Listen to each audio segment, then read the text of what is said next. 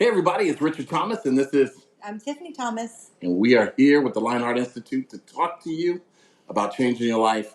And people like Ron Atkins can help you do it. He's our guest for the night and I'm so excited that he's coming on. We've known each other probably damn near 20 years, but the impact that he's had on my life has been significant.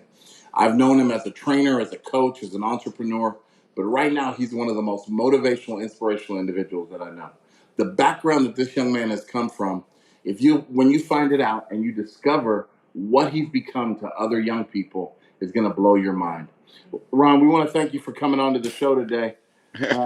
What's good, my family? Oh, man. What's good? What's good? Thank you for having me, man. It's a blessing to be here. Come on.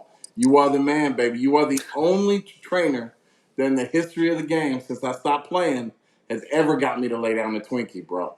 And I appreciate you, fam. There is no doubt about it. I need you back in my life. The things that you do, who you are, man, I it's appreciate inspirational. that. Hey, man, I try to walk the walk, man, and those that are walking with me, it's just about accountability. And you know, there's various things that you have done. In my life, you've allowed me to walk away from certain Twinkies also. Now, come on. I know it wasn't no physical Twinkies, but I'm glad you were able to walk away. Absolutely, absolutely. We're excited about it, man. I want to touch a little bit on your background. Tiff, will you share just a little bit about what this young man has accomplished in his life?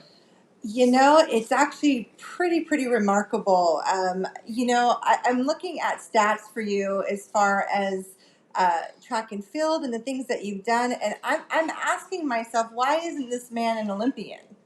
I mean, even just from the last 2 years, you're ranked number 1 in the world for your 55 meter. I mean, that's insane.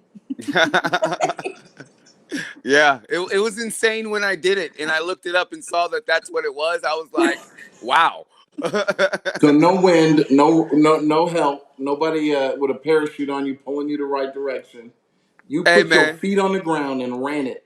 Tell the world how roughly, you don't have to tell exactly, but roughly how old are you? Oh, I'll tell you exactly how old I am. All right, good. I'm 46 years old. I'll be 47 in January. Man, that's crazy. And still setting the standard, not in your city. I have a cousin that every time he sees me, we joke back and forth that he could beat me in a race and I could beat him in a race. Right. And shy of me taking some hydrocodone, whatever that stuff is called, to make your heart flutter. I don't think I'm running nowhere against nobody now like that. You're telling me you are competing at a world-class level, even at the stage and age that you're at. Yeah, I mean, absolutely. But you know how it is for us as competitors. What keeps driving me is that there are events that I'm not number 1 at. So that means that there are actually people in this world faster than me. So I'm not done. I can't be done.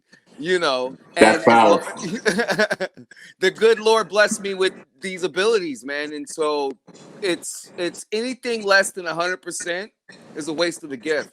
Yeah.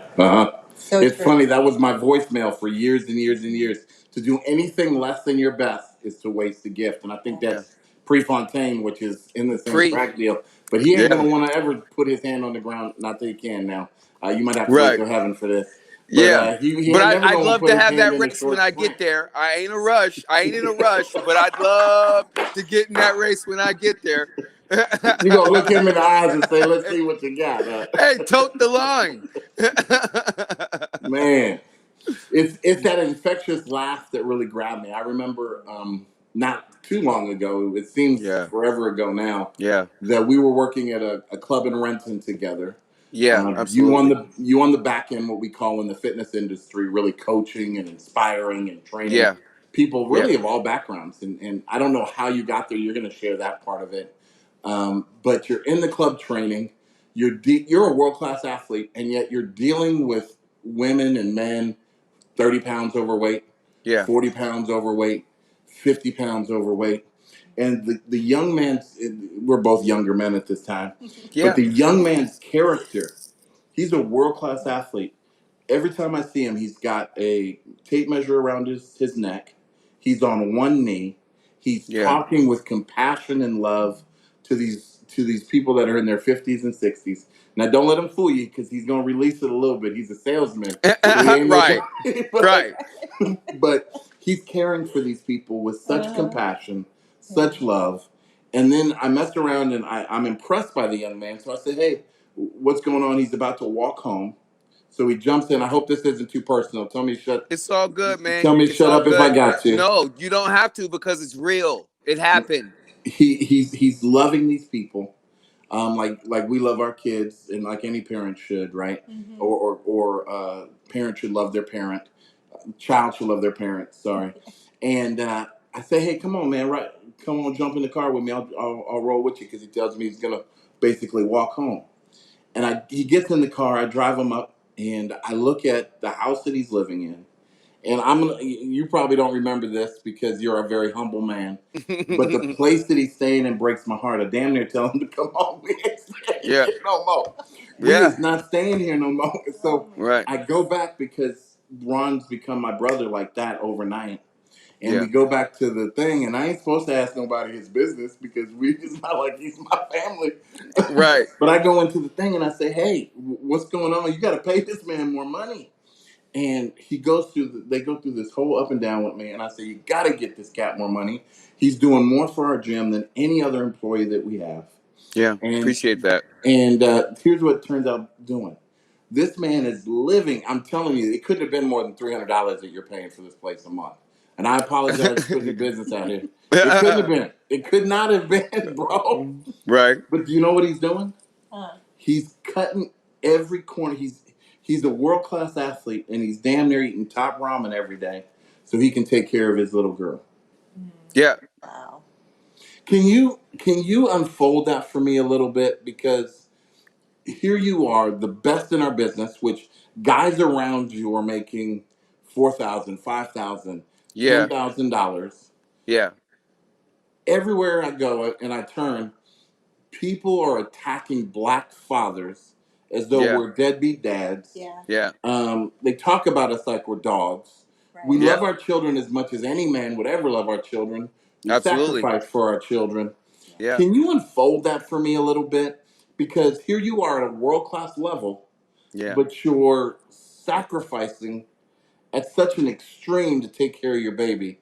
Can we Yeah. start this off for a little bit about talking about how important that role for you in your life as a father was, that you would sacrifice to that extreme? Well, so I'm gonna say that the road that I've been on, it took me some time to get back to it. You Okay. know, and where that comes from is actually how I'm rooted.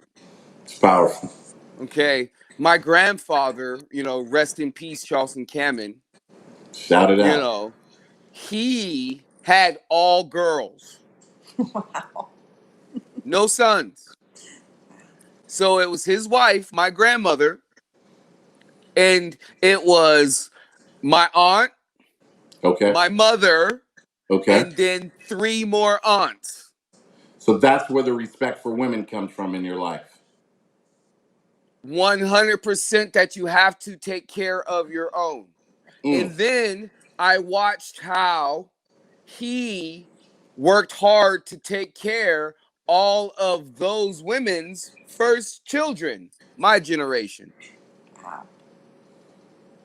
So this is one man working we didn't have a home. We had a Brooklyn brownstone that had 5 Yeah. apartments in it. Mm-hmm. And those sisters was living in those 5 apartments.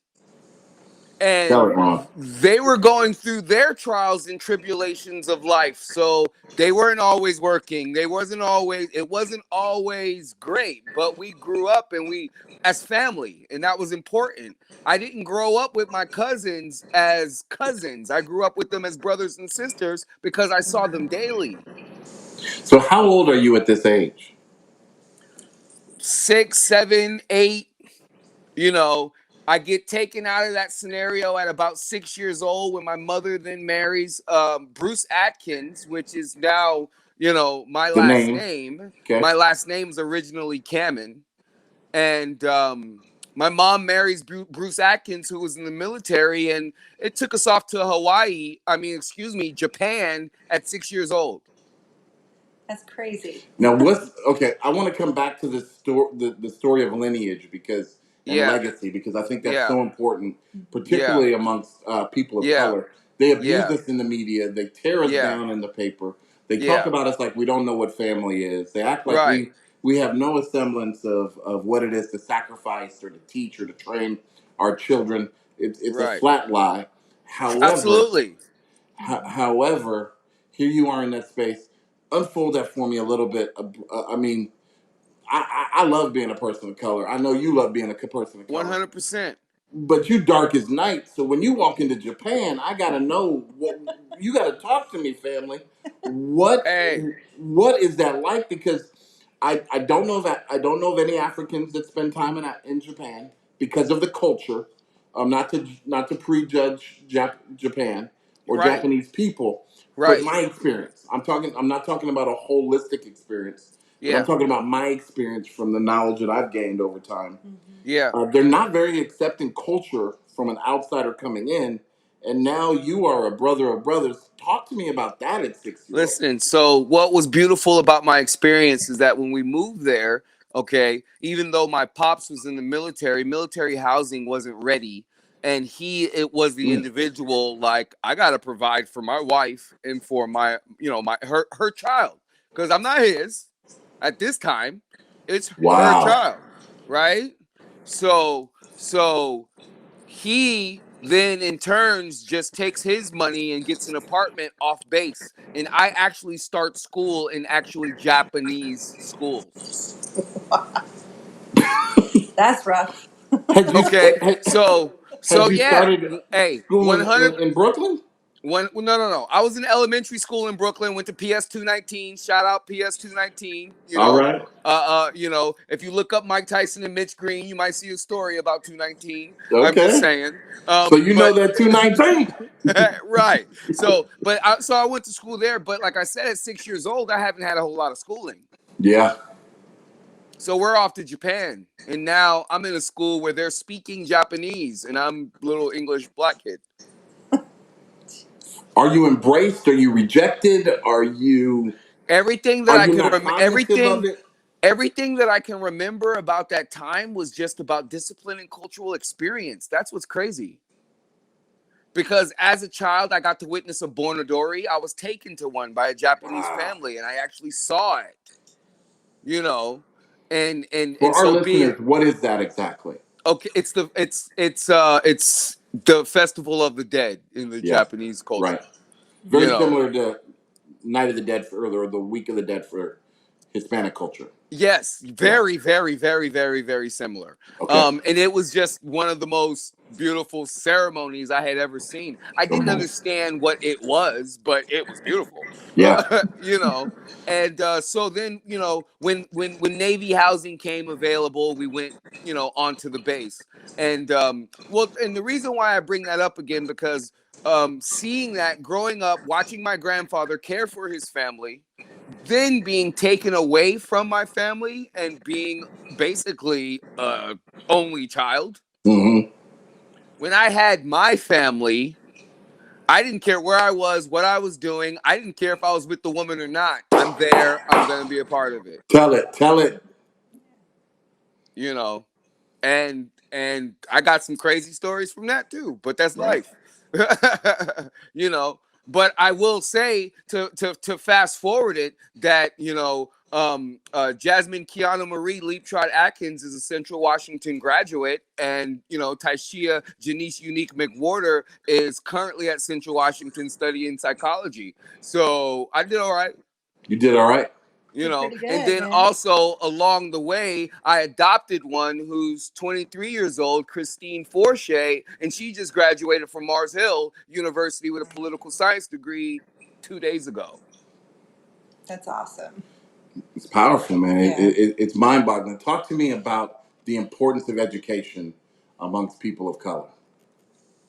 You know, it, you got to understand the story Mm-hmm.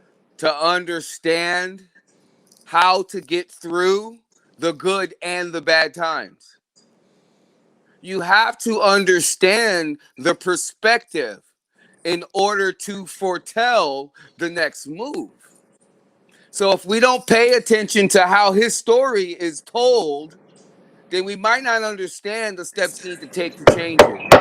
Come on. Yeah, so true.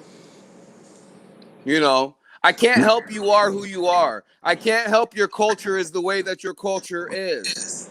I can only try to help you understand my perspective. And if we can't, then we need to go separate ways. There's plenty enough in this. There's plenty of room in this world. There is.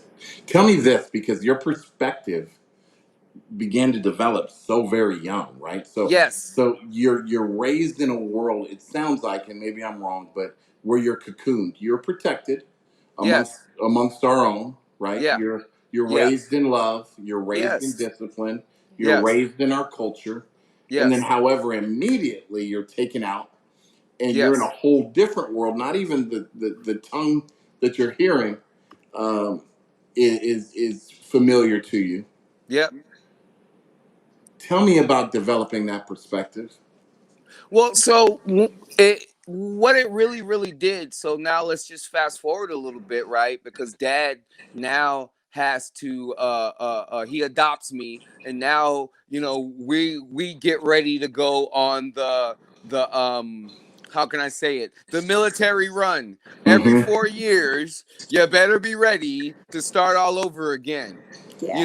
And as much as I hated it in the time, God knew, because the things that I had to face later in life and having to start all over again, it was easy for me. Wow, It's not easy for a lot of people to make friends again, to go that's not. someplace and be nobody and leave there with an impression, Mm-hmm. with people saying, I don't want you to go. I'm going to miss you. Not a lot of people have that skill. They want, and Right. that's the skill you had. Where I said immediately, this is the light bulb of this club. When I walked in and I said, "Hey, listen, I mean no offense, but this is one of the sharpest cats we have ever met in our life, and he's living under the level that he's shining." That I remember I went in into my head coach when I was transitioning out at the University of Washington, which we're about to talk about, Yeah. because you are the original lawyer Malloy in the state I of Washington that never appreciate that. was not seen, Yeah. and we're gonna find out why.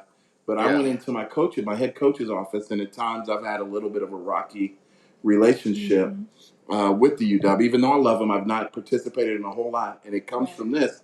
I walked in immediately to my coach's office when my offensive coordinator, I think I told you this story, ended up taking another head coaching job, Yeah. and my head coach went and got a offensive coordinator from somewhere else that I did not like the way that process went. And I went in and I said, "Hey, Al Levan is my guy. He looks like me, he speaks like me, and he's got all the talents. He's been a pro coach. He Yeah. did X, Y, Z." I believe that more brothers need to lay down the gauntlet and say, in the world that we live in, this person is the heartbeat of this company. This person is the heartbeat of this room. Yeah. Yeah. You're not going to overlook him, hell or Yeah. high water, just because of the way he combs his hair or the Yeah. clothes that he got. Or you sure as you almost got me cussing around. Hey, I'll it's put it this passion, way: brother. you're sure as Jesus not Yeah. going to overlook him because of the color of his skin. So I Yeah. went in and did this, and they started to break it down for me about Ron, and then Ron revealed his life to me. But here I am. I remember playing at the University of Washington. Yes. Uh, I'm selected, I'm picked by them a few years earlier than you. But there is a cat on the other side of the water that we are trying, players in Bellevue before our team meetings, we're trying to figure out how to go watch this cat, Ron Atkins, play the game of football because he's lightning in a bottle. Yeah. So, I mean, talk to me a little bit. If I remember, you're a safety, right? And you're playing on the offensive side of the ball. Yeah. So, Unfold just realistically, how good were you? man, so let me put it to you like this. I got the opportunity to participate in high school football activities at 3 different high schools in 4 years. So let's start with Hawaii. All right. I'm a freshman. I'm going into my freshman year. I had been running track in middle school, dusting everybody in the state. I think there might have been, and I can admit this, I think there might have been one guy faster than me, but he wasn't interested in school athletics, I so can that tell you he wasn't ain't an faster issue. than you no more. That's true too. That's true too. And so I got up to the high school. It was Leilahua High School, and Leilahua's varsity running back at that time was Adrian Morrell. Adrian Morrell ended up going on playing for West Virginia and playing for the Jets and playing for the Redskins. And Okay. he was my first, he showed me my first college letter, and it was one of those things to when it always, who's the new guy until we got to conditioning. Right. Bing, bing, bing, bing. Okay, who is the new guy? And so he took me under his wing. He started telling me about college, how, with my speed, I'll be able to play college football. Mm-hmm. My mom comes to me and says, your dad's got orders to Oceanside, California. But the dream is inside of you at this point. Right. You're leaving. And I'm like, I don't want to leave. It's Hawaii. Who wants to leave paradise? And so at the time I'm playing split end, and I haven't even thought about playing defense yet because I wanted to catch touchdowns. Yeah. We go to Oceanside, California, and I'm now playing spring ball down there in Oceanside with members of the Seau family. So I got coaches down playing safety. I got coaches down there biting their nails like we're gonna win a lot of games with this guy, And then my mom tells me something happens with my dad in the military, and we're moving to Bremerton, Washington. So, I don't get to participate in sports my freshman year at all, and we moved to Bremerton, Washington. Now, for Mind most you, people, that's a death sentence, right? If they don't get to participate, that's a death sentence. Not yeah, just because of the time on the field, but because of what that does to the dream in their heart, right? When they yes, surrender something that they're trying to mature, they're trying to develop, right. and all of a Well, sudden, something that's outside their control, they have no determination over it. It right, just is ripped from them. right. Most people lose the dream because somebody killed it. But I had something working in my favor actually. Okay, talk to me. My mom never allowed me to play Pee-wees. So I never actually played the game. I only got to watch it. And then when I started getting around coaches, getting ready to play it, we moved. Ah. So now I miss my whole freshman year of playing football. And now I'm a sophomore. I'm going into my sophomore year, and we moved to Bremerton, Washington. So So for yes, brother, people I'm that are telling you. national, people that are from all around the country or all around the world may see this. Tell me I mean, I get it. We were talking about you become the instant light bulb Yeah, of the room because you've moved around so much. Instant right, personality, instant love. I mean, not a right, whole lot of guys love like this guy loves. Okay, so yeah, you step into the room and the love just starts beaming and the talent just starts becoming evident. And then this guy got a work ethic that'll just he saved it. You say how you save all this energy for conditioning. I can hear the right, coach saying it. You cheated me during practice. right, You went so hard in conditioning. But right. share with me how does that work? It's it's what even drives me to this day. It's the passion, it's the desire. It's what we always say, right? You can't coach want to. You can have all the talent in the world, but if you don't want to, then there's nothing there. And so, with me not having the opportunity to, I That did want not, to. I didn't focus on why I couldn't. I just focused on, okay, well, I can't. So, what's the next opportunity? Move forward. Yeah. So now I end up in Bremerton, Washington, and like I said, I'm watching practice because he's the new guy, and here comes conditioning. I didn't rehearse this part already, so I already know what it is. Yeah, I know this part. Right. So I get down again, and Ron Torres, who's the quarterback at the time, the first thing he says to me in the locker room is, "You're gonna run track, right?" So I'm like, "Of course I am." I know nothing about Bremerton High School history. I did not know that their football team was around a 2 to 4 win team at the Right. time. I didn't care. I had the desire and I wanted to play.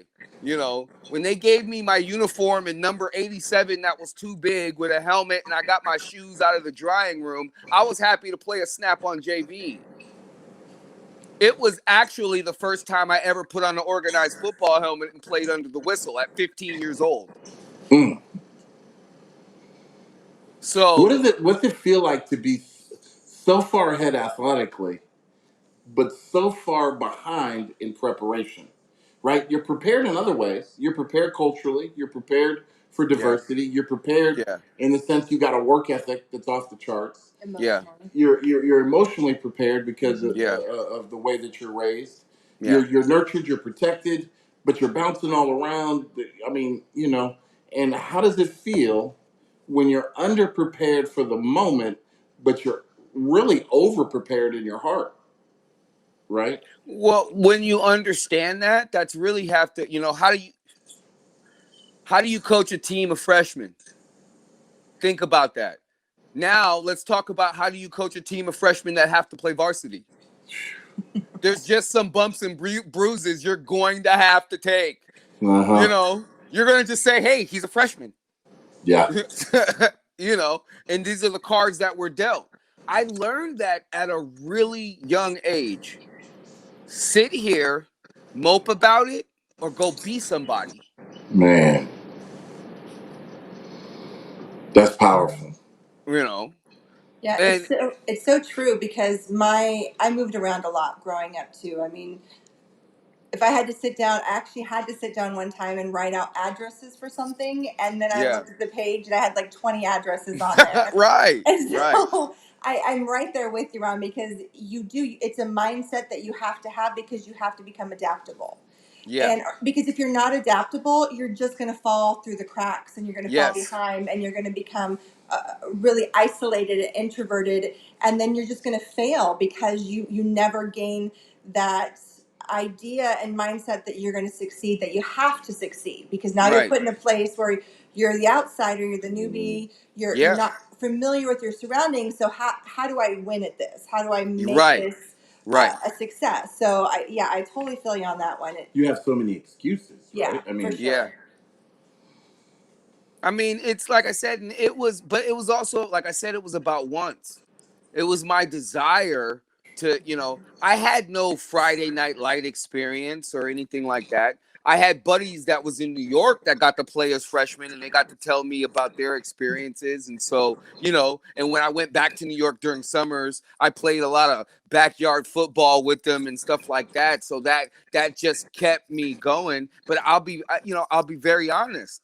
If my mom had allowed me to play football in those different places as a peewee, and I was just really good at it, because imagine me playing peewee football in Japan. I would have killed kids. It would have been, you know what I mean? It'd have been nothing. You see what I'm saying? So by the time I'm 15 years old and I get to Bremerton, I might not have the same passion for it. Then find out that they're only a 3-win team, and I'm like, man, I'm cool. I'm just going to run track. I'm not going to do that. But that wasn't the case because it was the game. I fell in love with the game. So I didn't care if I played at Bremerton, Oceanside, Leilahua. I just wanted to play the game. That's so good. And so that's what happened. And I mean, I played JV maybe 3 games. I think I scored like 9 touchdowns in those 3 games. And they were like, yeah, you're going to come play varsity safety. We're going to see if you can get hit and do this. You know, And I'll never forget it. Ron Torres was the starting quarterback and the starting safety, and he befriended me because he was at the time the fastest kid in the school. Mm-hmm. And they said that they were going to sit him down on defense and give me that opportunity. And my first assignment was this big old corn-fed PA tight end back in 1990. I was at a McDonald's the other day and I met that kid. No, I'm just playing. It said wet. I said Ron, and he just wet himself. It was really, like I said, it was really fun. And then my junior year, we went on a run and we ended up one game away from the state championship. Yeah. I was the starting safety and played a little bit of wide receiver. And, we got beat up by a really, really good Tumwater team, but it was the farthest a Bremerton team had been since like the 40s. And that was really the year that you had almost solidified entirely your spot at the UW, right? That's really the year that I expected to see you the following fall. I caught the game-winning pick, in the league championships. During the playoff runs, I was just making plays. I was throwing key blocks. I was batting down 2-point conversions for the wins, and I was around the ball. And it helped that I came to Husky camp and ran a 4.29 and a 4.31 handheld in the 40. That helped too. Yeah, no doubt. Speed kills, my friend. And Yeah. so, we can teach you anything else, but you're fast. I used to line up all the time. They say, "What position you play?" I say, "Tailback." They say, "Okay." I say, "Who's that across the way?" They said, "It's Napoleon Kaufman." I said, "Ain't no problem." They said, "Line it up. You guys gonna race, and whoever wins is the tailback." Before I could get out my stance, he was finishing. I said, "I pulled my hamstring, coach, and I think I'm gonna move to fullback." Hey, Nip was the truth. Nip Yeah, was man. 100% the truth. But even I don't think today, if you two lined it up, I mean, I know he's trouble. But I think you might catch him. Put Bruh, it on him. hey, I'm gonna put it to you like this. At 12:30 today at Stewart Middle School, I was doing falling 20 meters and 10-meter sprints with 100-meter 100-meter striders. That was my workout this morning. That's crazy. And I was eating a Hey, meatloaf sandwich.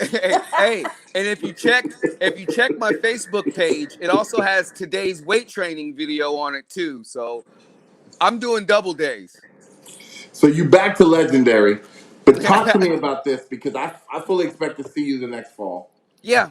Mm-hmm. If you would, because I think there's going to be people that listen that are extremely blessed by what happens next. What happens next? Well, to be very honest with you, one of the things that I failed to realize I needed to develop because I moved so much were study habits. I failed at that. Mm-hmm. Okay. I got so focused on having the opportunity to play the game, and I got so good that I had people around me willing to pacify the situation. I never understood that if I would have just had at that time, if I would have just had even a 2.9 with the abilities I had, they would have found me a way into the U. But my SAT score, it took me 5 times to get to 1,000, and Man. I was stumbling through because teachers towards the end of it was like, "Oh no, we got to help them." And I never created the study habits needed because I was always on the go. Here's the tragedy I hear. How much of that, and I so respect and I so appreciate you, Ron, because in no way I don't think I've ever heard you blame the system for anything.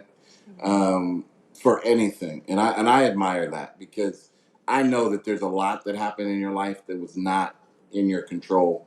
I know a lot happened in your life that you were a victim of, and we talk a lot about being victimized but not becoming a victim. But you've always been an overcomer. Yeah. How much of it, be honest with me, man, just for a minute, step out of I can do all things because you do. Yeah. Step out of all responsibility is on me because you take it. I mean, shit, you take responsibility for probably 20 clients every day. Right. The way that you look at it is if Right. they said to you, I want to lose 20 pounds, and Yeah. they know damn good and well they ate nothing but fat food all week long. Right. That's not on them. I've seen you do it. That's on Yeah. you. Yeah. That's how you act. You act like you gave Yeah. me the $100 for the training session. Right. This is my responsibility. Absolutely. But be honest just for a minute, because I want to get into the father that you never had, and Yeah. then a life in the midst of it all, in the middle before you could really shine, that Yeah. was that you stepped into. How I much of will it say, would you say is because you're a person of color? How yeah. much of it was because of that? How much did the school let you slip through the cracks because of that? How much of it because the culture around you didn't know what they needed to do to take care of you? Yeah. Give me some of that, man, too. Okay, well, I'm going to start off by saying this. Yes, absolutely. In my lifetime, if I would have had more black teachers, I would have been more successful. Yeah, that's true. Period. Okay, that's a fact. Okay, because being a black man, right, in a stepfather situation to where I didn't say me and him got along at that time. I didn't say me and him was cool. Right. You see what I'm saying? You got to figure he came into my life at 6. I probably became a really cognitive young man at about 11. And now I'm only talking about I'm 15 years old. So I never really, and his relationship was with my mother, not really me. I You know? want you to hear this for just a minute because Yeah. I'm not. I want you to continue with this, Yeah. but I'm in that situation and I'm in that role, Right. Yeah. where through Tiffany, I have a son now. Looks nothing like me, never will. Right. Uh, Culturally, wasn't raised the first 5 years. 3 years, very differently. Yeah. Now I'm raising this boy. He knows more about chitlins than he does regular hot dogs. Right. You know, and so I'm raising him. So I bring up this point to say, if you make the choice to marry the mother, you are marrying the son and the daughter as well. Yeah, 100%.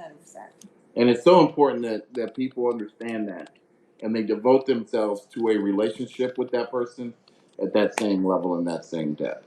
It's not just it's a package deal. I have to take you because I want your mom or I want your dad or whatever, so you're coming with. It's I choose to love you and accept you as my own because that is really the only way to blend a family and have a child not feel like I was just part of the package deal. And not to sabotage that child's life. Right.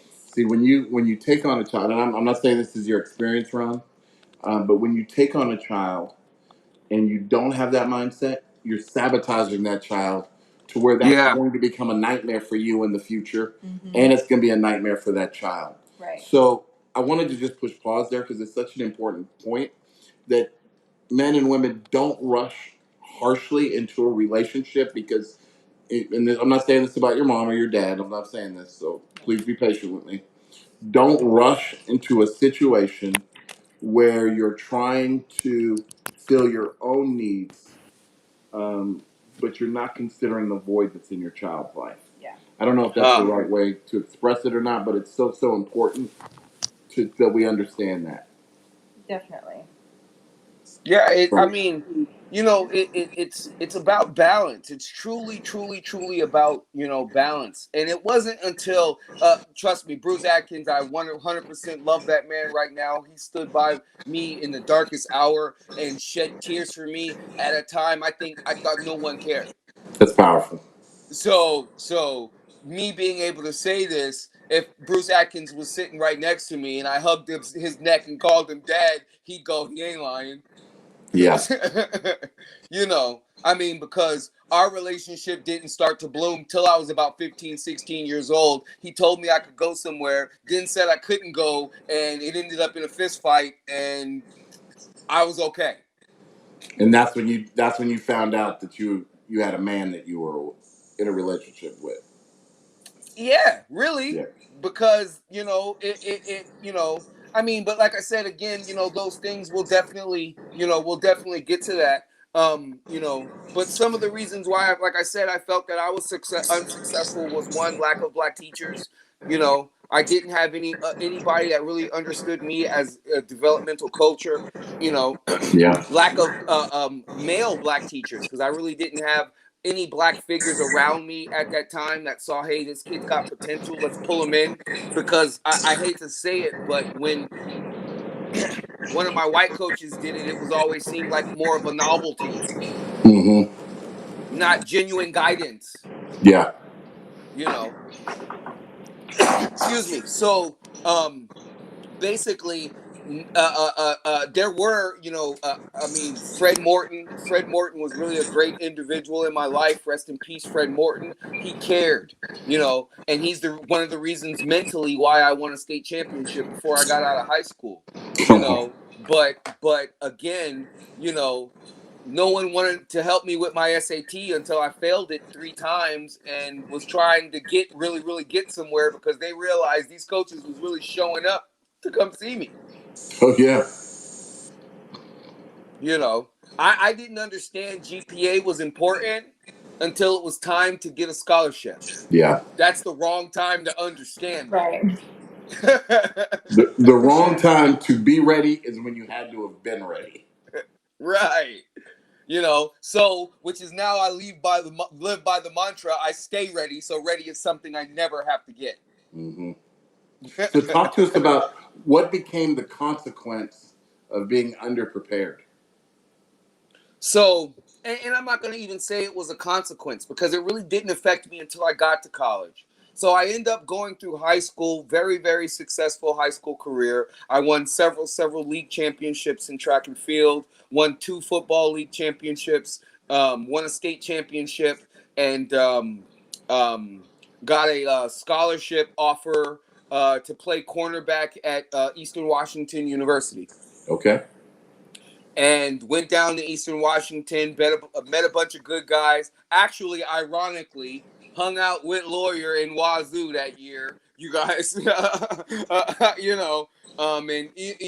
he might not recollect that story, but he recollects that story, because I was the Sure. guy standing out front with him when he was all concerned about going inside because he was from UW, and I said, "Bro, they don't care I about you. got you. You're a freshman. You're a freshman." It doesn't even matter that you're starting. You're a freshman. Where we're going, they're not paying no attention to no freshmen walking through that door. We're freshmen.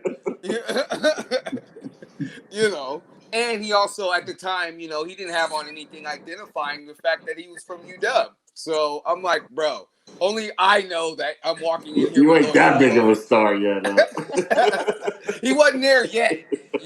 Still my guy, still a hard worker, and Yo, appreciate yeah, him no for what doubt. he's done for the town and for Lincoln and what he did in his career. Beautiful thing. But there's a parallel universe to that, and I think we're talking about it right now, like Mm-hmm. we said. Right. And so when I got there, I just really had issues. I struggled in school because they don't care once you get there. Yeah, you're just another guy. Yeah. Yeah. And even though at that time Jackie Kellogg went down and Jay Day went down, and I actually got on campus that spring as a number 1, and I played all the way through spring as a number 1 and played well. Mm-hmm. Because as you know, I could play the game. Yes. Yeah, And we were going to. They were going to the other side if he was on the field. That's. There's no doubt about it. yeah. Oh yeah.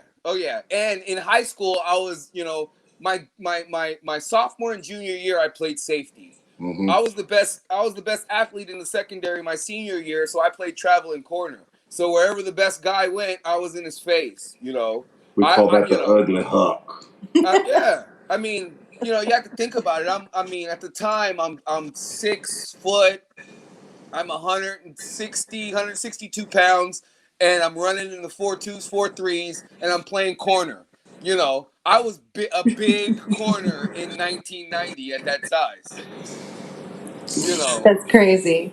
Yeah, Well, and let loved me every ask you a minute of it. question. Let me ask you a Yeah, question, Ron. yeah. So, do you feel that the lack of teachers that look like you throughout school, the lack of support in schools and your grades not being what they needed to be and you not passing the SATs the way you needed to. Do you feel like that lack of a good role model or interest being taken in you affected your ability to proceed to a higher level of education and sports? Like, do you feel that really impacted your ability to move to that next phase of your life? Well, absolutely, because at the time, you have to understand, I would have been a first-generation college graduate. Wow. You see what I'm saying? Yeah. My grandparents, which is to me generationally close, Absolutely. Touch them. did not have high school diplomas. Wow. You know, and So, again, to tell you the ingenious of my grandfather, he owned a brownstone with 5 apartments in New York City. But absolutely 100%, it because it never there was no example there of it. I literally never saw anyone ever doing homework after school. Just didn't even know what that was. Get So now I you're at thought we just college. did homework at school. So now you're at college without any of these skills, any of this Yes. structure. Yes. They're telling you, hey, you got practice. You got to be up at 5, and I can almost run it down. You got to Yes. be up at 5 o'clock in the morning to do treatment. If Yes. you're late by a minute, you gotta do X, Y, Z. You Yep. gotta get to study. You gotta get to your study table by 6:15. You're Yep. gonna study till 7. That's when the cafeteria opens from 7 to 8. You're gonna get some breakfast and do your finishing studies. And your Yep. first class is gonna be 8:30 because you can't take a degree that's going to prevent you from taking morning classes because we got afternoon practice. So Yep. you can't be a architect because architect classes start at noon. That means Right. that you're not going to be ready until 5. That means that you can't be an architect because we gave you a scholarship Exactly. to play Exactly. football. And So and we're gonna tell you what you can take, which is you can take some rocks for jocks. yep. You can be an Coaching ball. archaeologist if you want to. We can let you you do know. some horticulturally because we know y'all like the weed. Right. Hey, But but he's not lying though. so walk me through this. You're in college, shining on the field yet again immediately. I'm the light bulb, but in class you start to share all this. It's a struggle, you know. Being in class that early and have to effectively think that early when I've never made the habits to even set myself up to be successful the next day. You Man, know, and then going there and feeling dumb. is that a feeling that was new to you, or is that a feeling? No, because I could always just do something athletically to make people not see that. But now I wasn't in that scenario, or I wasn't in that situation, or in that case. I actually had to turn in the paper and get the grade, and I had to take the Period. time to cite the sources. And So what begins to happen, and where does that lead? my grandfather dies. Man, wow. And remember, I told you I have no uncles. All my uncles are married into the family. yeah. So I played football all that time to have one man see me play it. And now he's gone. Oh, that's heartbreaking. I don't want to be here anymore. Mm-hmm. I don't want to do this. And it's not that you didn't want to do it. You didn't want to do it alone. Right. Right. You got to understand, I came out of a family where, my mom really didn't. My mom was working, so she never really came to sports. I was always, as soon as my first year in high school, I caught the bus. By that second year, I had a girlfriend with the car. By the third year, you know what I mean? So, Yeah. you know what I mean? So she, literally, my mom maybe came to 2 track meets, and state was one of them. I think she seen me play football once. You know, my relationship with so get this, my step pops Bruce Atkins at the time, now he's out of the military and he's working his way through school. He's a security guard in the school, and he ends up being a substitute teacher at the school. He was better to me at school than at home. And so, but I can't even recall. I can count the numbers on one hand that I can recall him sitting in the stands watching me play a game or watching me run 100 meters. And yet you're shining. You're a star. Because I got to get to the point to where they can see me on TV and Granddaddy can see me. Yeah. He don't have to fly all the way to Washington to see me. He can just turn on the television and he can see his last name represented some way, somehow. Right? That's... So here you are. You're the star athlete. You're in college, and the one man that means the most to you passes away, and you start spiraling because emotionally you're just feeling very broken. Yes. And so, you lose the ability to find joy in the things that you loved because it meant something to you, because it meant something to somebody else as well. Yeah. So tell me a little bit, like, emotionally, like, where do you start to spiral? Like, where do you start to, because typically when people lose somebody, they spiral somewhere, right? They, being able to cope with that. Some people's coping mechanisms send them down bad paths. Some people have better coping mechanisms. But tell me a little bit, like, about how you dealt with that loss and kind of where that sent you, and the train reaction, that followed from that. Unfortunately, I'm now looking to fill a void. Right. What do young men usually think fills voids? Love. Yeah. So now I'm more concerned about what my girlfriend's doing that's not going to the school, and and what my other girlfriend is doing in college, that Right. And you develop a very possessive personality in a lot of ways. I know that, where you got to hold it, you got to control it, but everything's out of your control. And and then the girlfriend calls me and says, I'm pregnant. Right? And mom and dad don't like it. Because you're black. Right.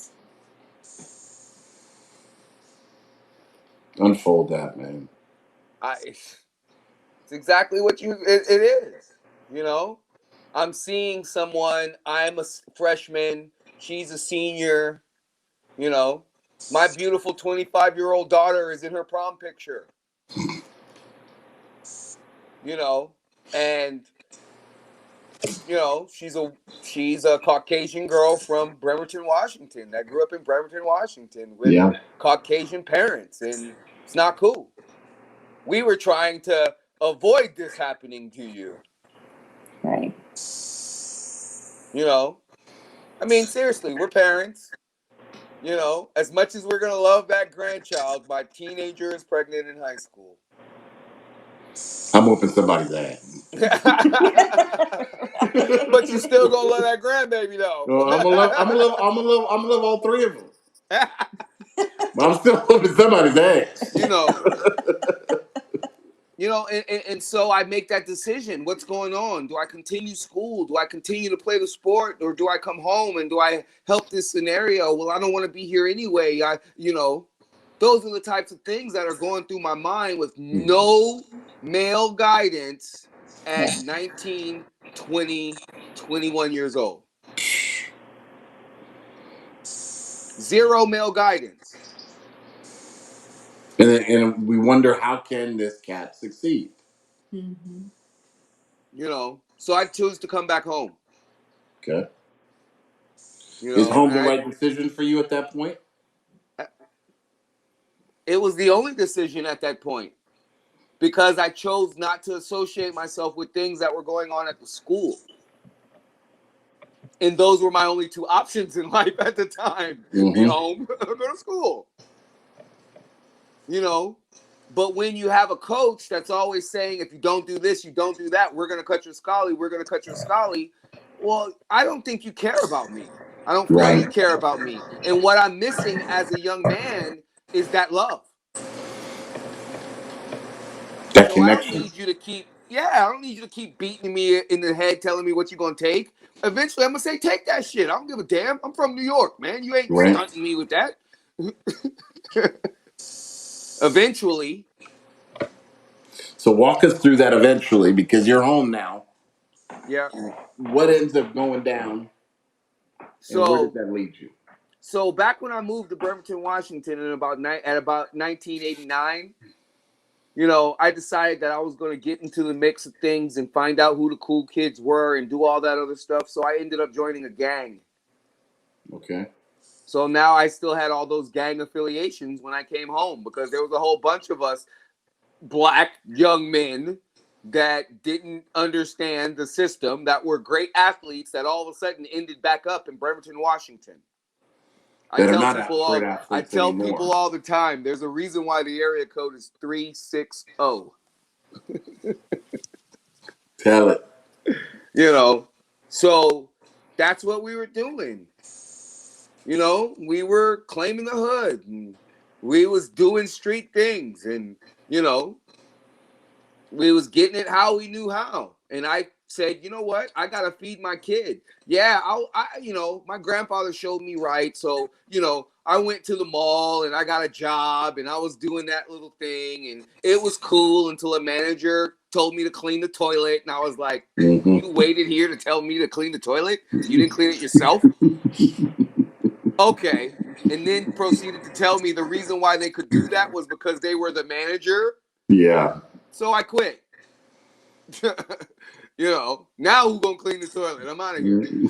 So that's just One way or that's another, what that manager, was. you cleaning that toilet. Listen, I had more money in my pocket at the time from doing what I was doing than what they was paying me. Mm-hmm. I just knew what I was doing. So you done seen The Sopranos, you done seen all those movies. You gotta have your good cover. So I kept Right. the job. But until that point, I was like, I don't gotta put up with that. And I'm in the 360, the same, in the same town that celebrated me as an athlete, selling crack cocaine. Wow. Do people in the community recognize you? Do they know that's the great star athlete that's doing XYZ? Bruh, I'm so far underground, and there's so many other hands that's getting to, that they don't even know it's me. Yeah. Right? Until somebody along the way gets themselves in trouble and say, hey, I might know somebody that you guys might be interested in that's doing something. So you're hidden, you're protected. You've dotted your I's, you've crossed your T's, and a relationship comes to backfire on you. Over music. I jumped into the music industry in my 20s. So started living that rap life. Going to the studio, making the music, albums, I started doing that, and that all became a part of it. And, ran across a guy who, if I see to this day, he gonna have to have some words with me. Mm-hmm. Probably a few hands also with me. And, even if I come out on the short end of that stick, which I doubt, we're You're still gonna come gonna out do that. smiling. We're still gonna do that. But and I ended up, getting caught up in a scenario to where they tried to claim that I was the organizer of some things, and I ended up, taking a plea deal, and doing 4 years in the federal penitentiary for, you know, just distribution and stuff like that. Drug charges. Man. So here's my question to you with that. How many cats just get caught up on a plea deal? Because they're pressured so hard to take this deal, um, that they really shortcut themselves in the chance to win in court. Right. So in my specific scenario, I had a black man who was an informant on this end. And on this end, I had a black man who was on the opposite end, who was also involved in the process, but really wasn't cut out to sit in no jail for no length of time or anything like that. That just wasn't his thing. It's And just not gonna happen. And that's okay, because jail's not a thing to be cool. All those thug, whatever, jail's not cool. In no kind of way. You get no respect for doing it. Don't act like you do. Yeah, I told him all the time when I was rolling, you gonna want to let me out right now, because I know songs and I will sing. Right. Hey, I am that one. You want to do other shit? You want to go play hoops? I'll roll with you. Right. But if you're doing dirt, let me out, because I will sing. If we get caught, I'll spend. If we don't get caught, I'll spend the money. If we get caught, I'm staying out. Right. Right. So basically, with the informant's word versus the my co-defendant's word, they he had a plea agreement set up. My co-defendant decided to plead guilty. I'm stuck in the middle. Take it to trial if I want. If I take it to trial, they're gonna knock my head off. I'm gonna get blamed for everything, and I won't see my daughter till she's about 15. Wow. So that wasn't the wisdom and the love for your daughter yet again guides you in the moment. I was for. Listen, I would have took it to the box. I would have fought it all the way, right? Because it was a guy that had every single reason to not be credible as a person. The reason why I could not take it to the box is because the person that was on the other side of it, that was also involved, pled guilty. So once he pled guilty, how can I not be guilty? Right. Yeah. How am I not going to be found guilty even if I'm not guilty? I'm in the middle. Right. So his plea stuck you with a no choice situation. Basically, my lawyer said, do 10 plus or do 4 with 5 years probation. I said, okay, my daughter's 4. See her when she's 15. See her when she's 8. Where do I sign? Yeah. Well, I mean, that's you've been on quite a journey. I mean, seriously, you're going from being an incredible athlete, just a star, to losing somebody that sends you on this path where you end up in prison. Yeah. And so now 4 years later, you're coming out.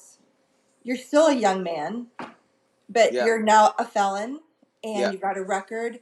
So what do you do with that? I mean, how we see this so much today of, the mass incarceration of, Black men, and they come out and they end up right back in because society is not forgiving.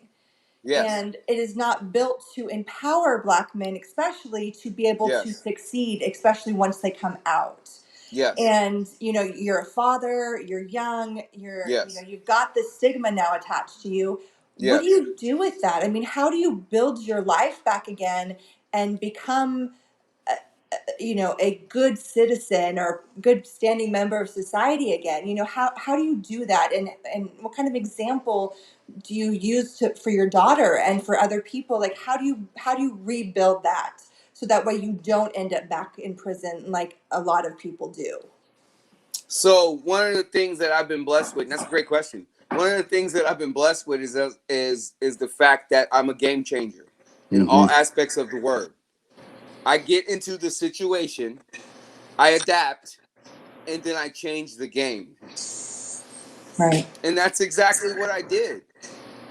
While I was there, I ended up running into a young man who was he wasn't young. He was older than me, but, a gentleman who was a park ranger. And he happened to be a professor of kinesiology from USC. And he was on the other side of the fence because as a park ranger, he flipped out and murdered a girl at a national park. Wow.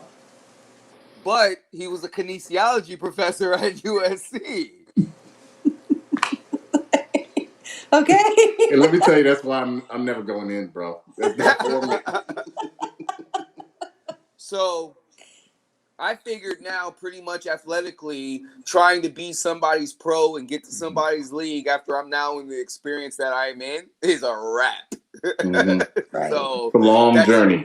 Right. It's just not going to happen. So what's the next best thing? being next to the athlete doing it. Mm-hmm. So the guy with the degree from in kinesiology tells me that, hey, I can really show you everything about how to pass the National Federation of Professional Trainers test. And around the same time, my mom sent me an article that said that there was a mayor in Minnesota that gave up being the mayor because he made more money as a trainer. Yeah. Wow. And she said, I can see this being your niche. I can see you doing this. So I ended up taking the class, taught by the kinesiology professor former professor from USC, and got like a Class A trainer certification. First try, I got like a 90 something on the test. It was really obvious that I was a real natural to do it, because I can't say I picked up the book much outside of class. You just knew it. Yeah, because I lived it every day. Yeah. Being an exceptional athlete is daily practice. Mm-hmm. And so from there, man, met two very, very, very great mentors of mine. Cindy Sell, and Joy Schamberger. Yeah. And Jesse Vanderlinden. I did a phone interview with him, and they found out that even though I was in work release, they said they found out that I had a certification, and I had a continued education with a background in it, and the conversation went from what I could do for the company to what the company could do for me. Yeah. And they took a chance on me. They did not care that I was a convicted federal felon. Wow. And if it wasn't for, and mind you, the three people I just named are three white people. So I'm not going to act like, you know what I mean? Because those three individuals, starting from the phone call that happened with Jesse Vanderlinden in work release, to him meeting me and telling Cindy Sell that you've got to meet this guy, to Cindy Sell telling Joy Schamberger, I got one. I got one. The real deal. That really gave me, and mind you, my first, a matter of fact, I got a little story with Rich. He came in, I was in the Westlake gym with Jennifer Applebaum. This is when my guy still had his little afro. Yeah, baby. Come on, talk to me. And he came in and he was like, "What's up, man?" And I look over and and he's familiar to me. Mind you, he was an individual I looked up to. He was an individual that I watched when I was on my Husky recruiting trip. He was an individual that I watched from the sidelines when we smacked USC. I mean, come on, baby. You got good memory. Apparently. But I'm not making that click yet, and Rich is standing next to me like he had been standing next to me for 20 years. Mm-hmm. And he asked me, I'll never forget it. He said, "Bro, I'm not asking about the money. I'm asking about the atmosphere." And part of the reason I understand why he asked me that now is from the introduction today, because he immediately saw that, okay, this guy is here really, really working, and I'm not going to get no fluff. Mm-hmm. And that kind of began our journey in the fitness industry. I had to deal with some more legal stuff, and then I got moved to Renton, and back in 2004. We're in 2004 now, and it was shortly after that I got reunited with Rich, and he was like, "Man, where the hell you been?" I got you. So, and then we started making a lot of money in this fitness industry. And we helped a lot. We helped a lot of people. I'm not going to act like we was just not helping people. I mean, the stories go on and on. But he would walk around, he would tour them, and half the time they would pick me out. Him. I want to work out with him. I walk them right over to with him. I'd make them break their book out and start scheduling 3-4 times a week with them. Yeah. Yeah. And that was the opportunity. It was an opportunity. So again, let's go back to me moving every 4 years. Let's go back to me having to start all over. You know, when they took everything from me, I went under the perspective, you know what? I shouldn't have been doing that stuff anyway. Wow. Let's roll back the conversation for 30 seconds. Yeah. You said something really interesting because I remember standing next to you. Yeah. You were mentioning, okay, we're going to find out how much we get paid, how we get paid, so forth. Yeah. That never mattered to me. Right. Here's why, what he just said. I want to know what this atmosphere is like. And here's why. If you plant a dud, you're going to get a dud. If you plant a diamond, you're going to get diamonds. Yeah. And the way I always look at it is this. I'm instant hot. You walk into to some people's houses, you walk into the hood, you turn on the hot water, you got to test it. Put your hand under it, you got to wait. It's going to take 2-3 minutes. Eventually, you're going to start to get a little heat from it. Okay? Yeah. The great ones aren't like that. The great ones are instant hot. Yeah. You walk into a rich house, they got that one tap. Don't touch that tap. You're going to burn yourself now. Right. And that's what I look at when I look at Ron, or I look at a person that's an achiever. They've set their tap to instant hot. So the atmosphere is all that matters. If you can get the atmosphere right, you can grow the greatness that's inside of you, let it mature, and that maturity is going to make room for you. There's one of my favorite quotes ever. It says this. It says, your gift will make room for you. Yeah. And if your gift won't just take you before normal people. He's talked about and shared how much money he's made and how well he's done. Well, I've also seen him eat top ramen while he's making that money to take care of his atmosphere. Yeah. Yeah. I've seen him get, and I don't want to put it out there too much because Put it's it out really there, what's bro. important to me. You Put got it so out much there. character, so much integrity. I've seen him harassed over giving enough money out of his check.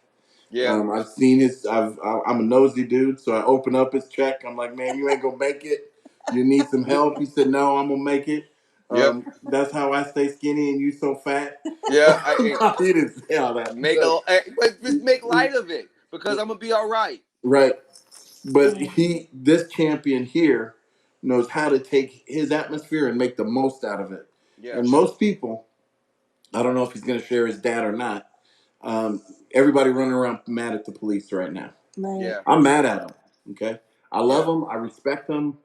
I know that there's good police officers. However, if there's a football player on my team doing bad and I don't correct them, Yeah. then I'm not a good teammate. Right. So Yeah. I there's part of me that doesn't subscribe to not all cops are bad, because if somebody's doing something bad and I don't see it, that's a different talk. I don't want to put words in his mouth, but that's how I feel about it. Yeah. But I've seen him come up in the club and talk smack to him, and him keep focused and with the right mind, not blame anybody. But with that character and always taking responsibility, what do you do when it's outside your control?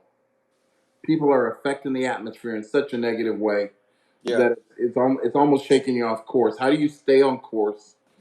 Talk to me about that event that happened when you were a boy that really started to shape you, and how you've held on to this integrity for so long. So,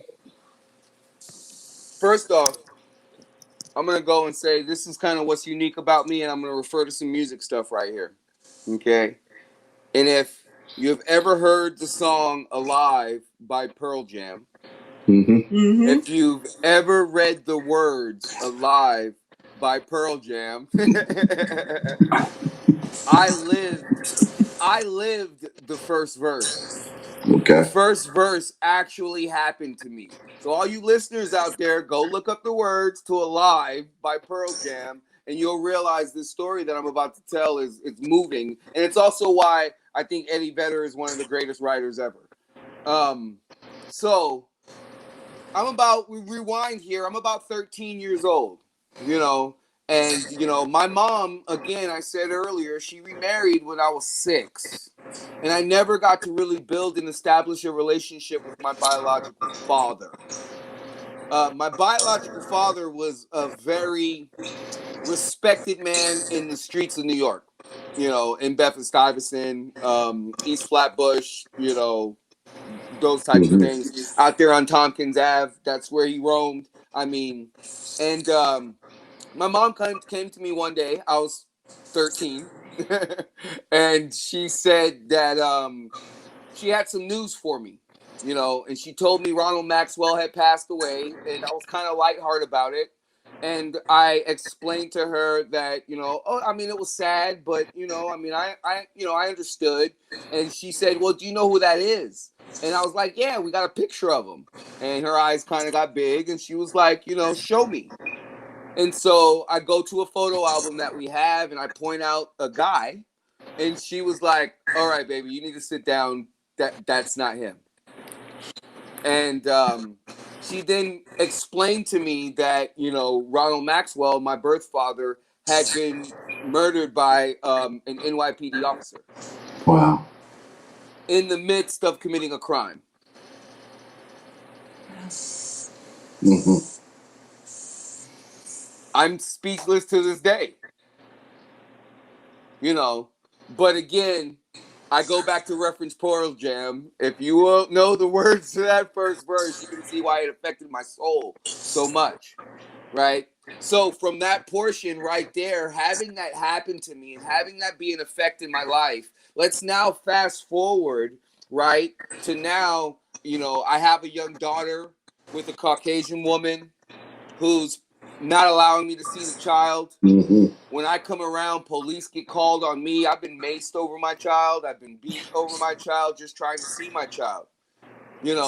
I've gone through years of being jailed because I am a federal felon, and the state has the option to take you to jail over child support.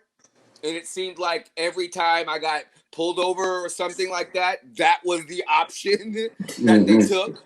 And they would empty my pockets. They would take all the money that I had on me from me, and then they would make me spend $1,000 to bail out of jail that I wouldn't get back. That happened to me several times over the course of my life. And if you don't get out, you're gonna lose your job. If I don't get out, I'm gonna lose everything I got. Yeah. But again, I want to say during that time, I just, the Lord blessed me with two great mentors, Cindy and Sham, and they never wavered. It did not matter. They did not waver. They was like, do what you need to do, because we're going to be right here when you come back.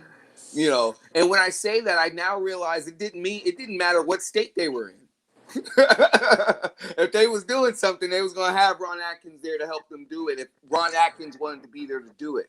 And I recognized that loyalty, and I gave into, that loyalty. And so I ended up in a situation on the Valentines where, again, I was with a Caucasian woman, and I was driving a car, and I pulled out of a 7-Eleven parking lot. My house was less than 3 blocks away. I pulled out of the parking lot, and my lights weren't on. A car flashed me to turn my lights on, like happens every single day. And by the time I went to turn my lights on, I was about to put the blinker to turn into my apartment. A sheriff pulled behind me and pulled me over. Said I was driving without my lights on. Literally the store was in walking distance from my driveway. Mm-hmm. So at the time, I was in the wrong. I'm going to say I was in the wrong because at the time, I did not have a valid driver's license, and I was driving. But what proceeded after that could never happen in 2020 because I would not be here today. Right. It was a young training officer with an older officer, both white. They come to the window, they see the young, and when I say young, she wasn't underage. It wasn't that. She was just younger than me. Sure. And she was white. And so they asked me for my driver's license. I hand them my identification card, and I explain to him that my driver's license is suspended. And I give him my driver's license. Yeah. He goes, he runs my name. What comes back? Federal felon, because I'm still on federal probation. Even though I just got off work, I'm right about to relax. I ain't been in no trouble. I've been out almost 3 years now. Ain't been doing nothing. He pulls me out of the car. He asks me to step out of the car. He asks me to step to the back of the car. I do all that. He asks me to stand and face a certain way. I stand and I first face a certain way. He tells me no, stand a certain other way. I now feel like we're doing the hokey pokey. Mm-hmm. He then decides to put his hand on my shoulder, and when he places his hand on my shoulder, I turn and I ask him why he's touching me. Right. As I do that, he takes it as an aggressive move. He gives me a forearm to the back of the neck. We fall into these bushes. My glasses break in the center of my face. So now I'm bleeding down my face. And while he's laying on top of me, he says, "Don't move or I'll shoot you." So where we go? In that scenario and in that situation, sorry about that. In that scenario and in that situation, the only thing that's running is my dad, my real dad. Yeah, that's So what's cognitive to your memory. yeah, I mean that's instantly what it goes to.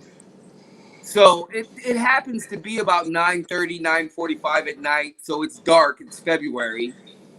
So when he says that, I jump up and literally, like the track star that I am, take off. Wow. I just got off work, and so you know what a trainer's attire is. I'm in all black. There's no lights. He just said he was gonna kill me. I don't care what probation I'm on. Hey, I'm gonna get out of this situation and go call my probation officer. Right. So I pop up and I take off. I'm running. I'm talking about like it's the state championship. I Mm-hmm. just take off. I hear freeze or I'll shoot. I don't know what it is. And then I hear the electricity of a taser. It never touched me. I just kept running.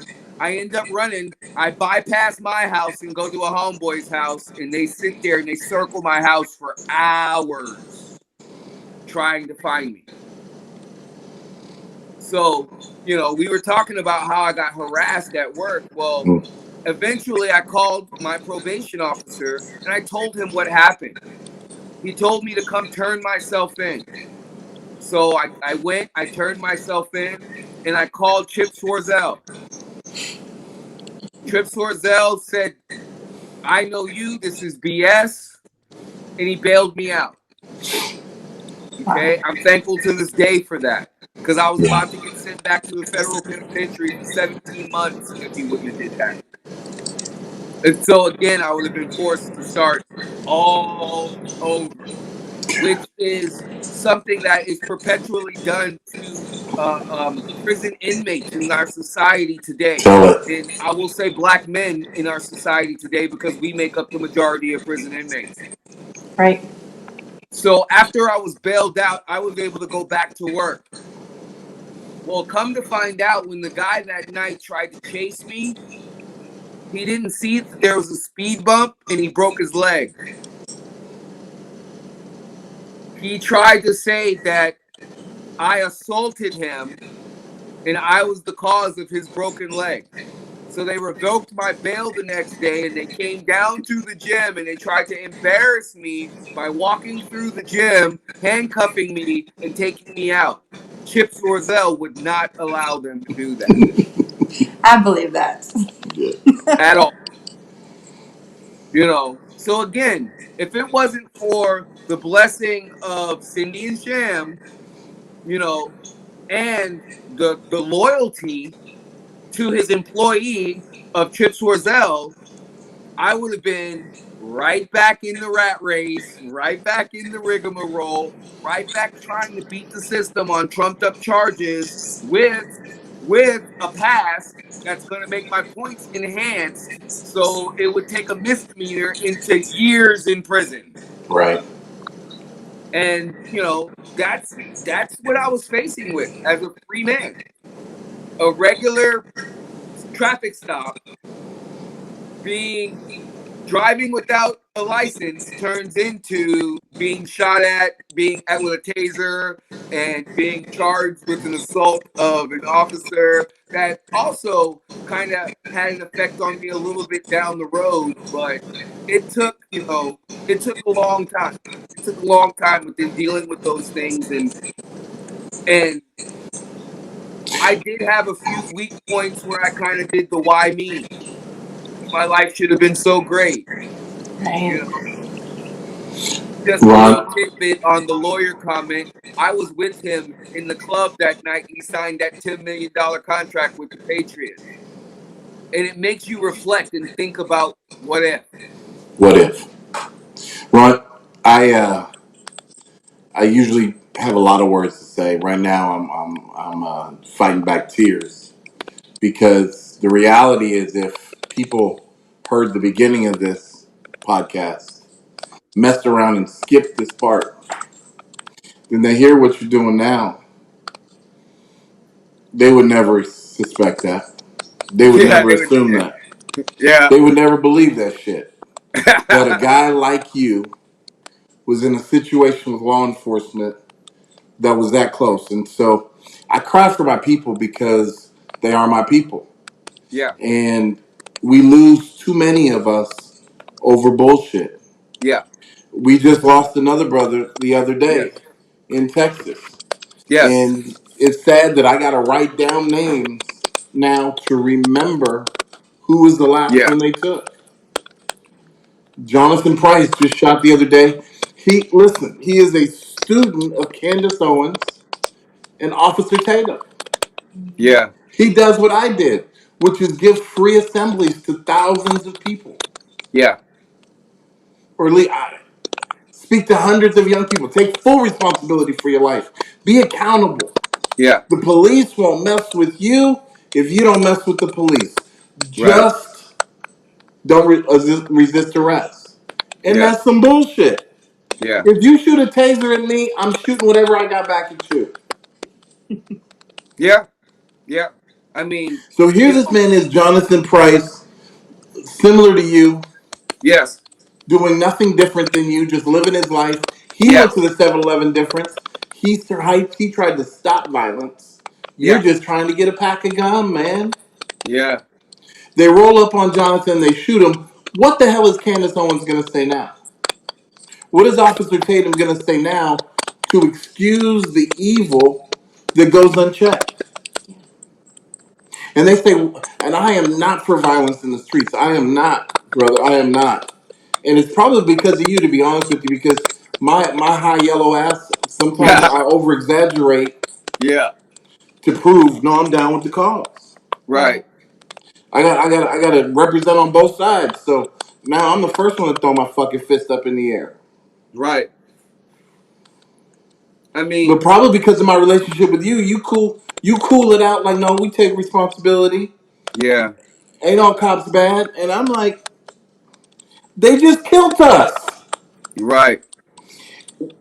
What do you think of Candace Owens, if you recognize the name?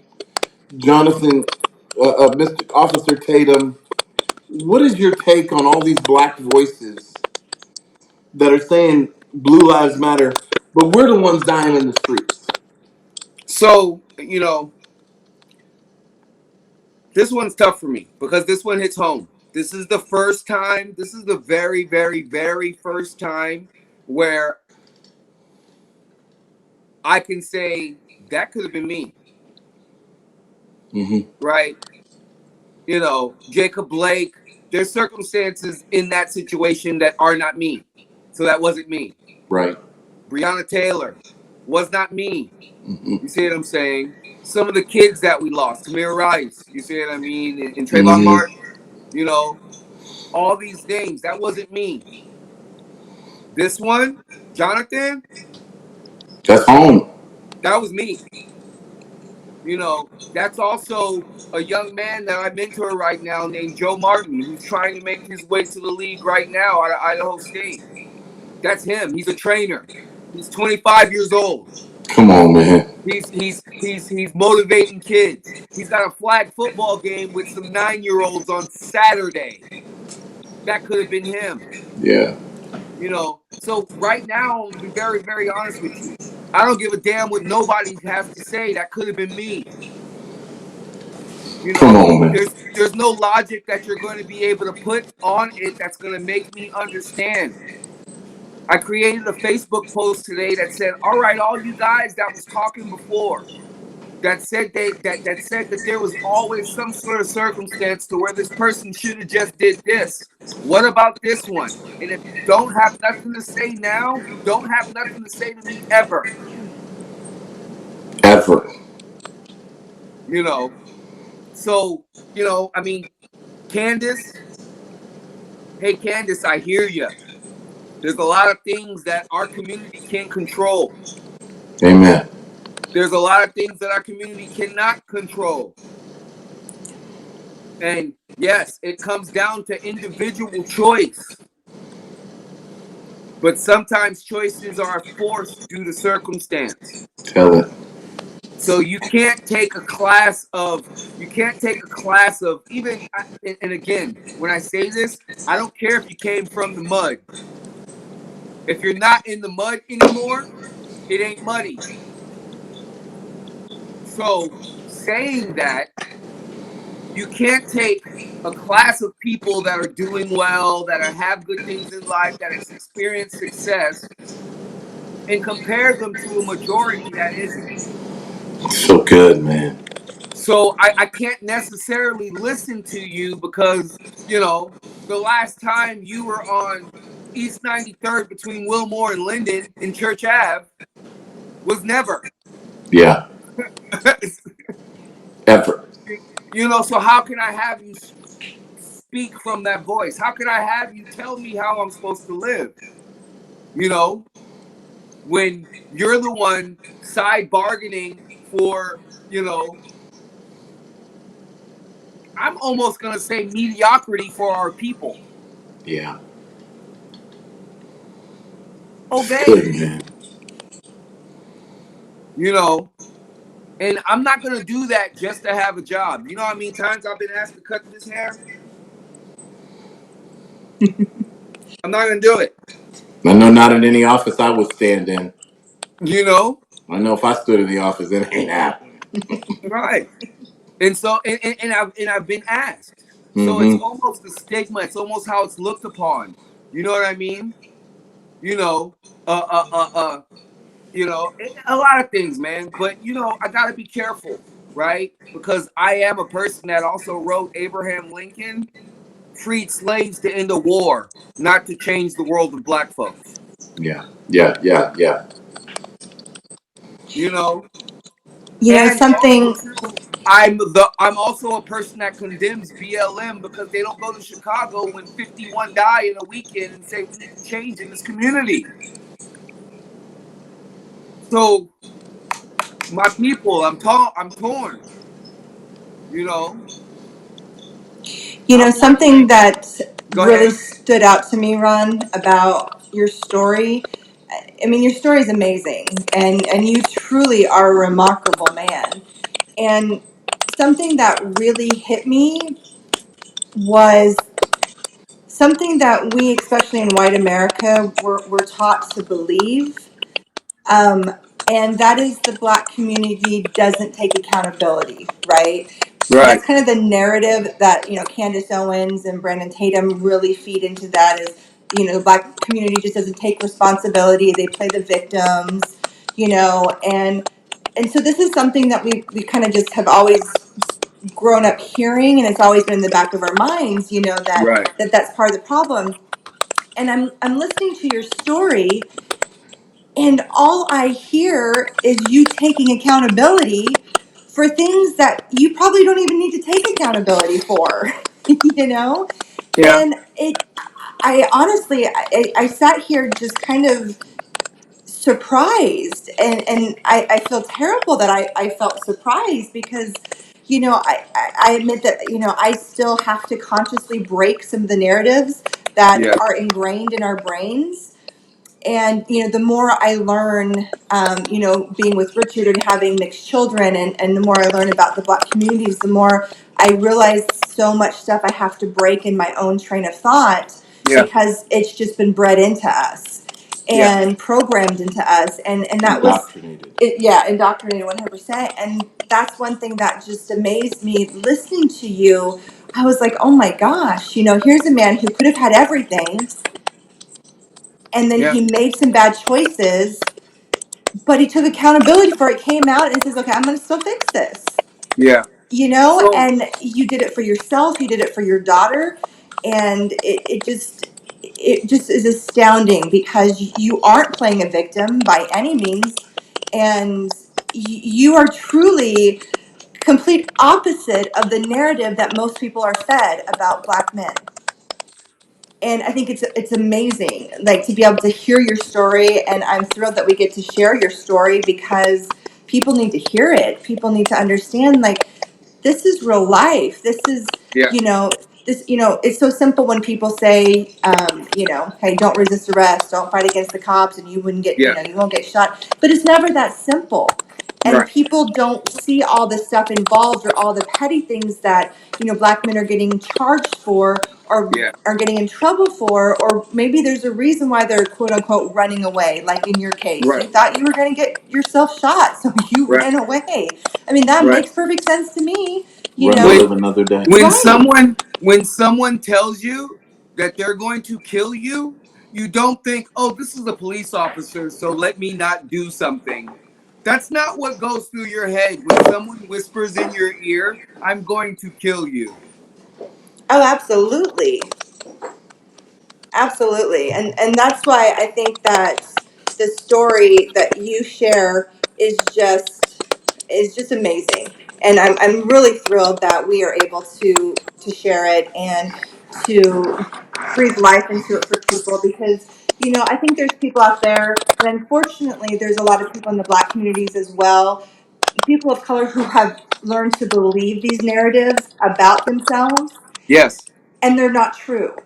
Yeah. And and so unfortunately they get in these mindsets where they just end up becoming the narratives they've been told as well. And so I'm thrilled that we get to share your story, because more people need to hear the real truth of what is going on. And it's just so that just really touched me, because it was like mind-blowing and eye-opening at the same time, of hearing it from that perspective.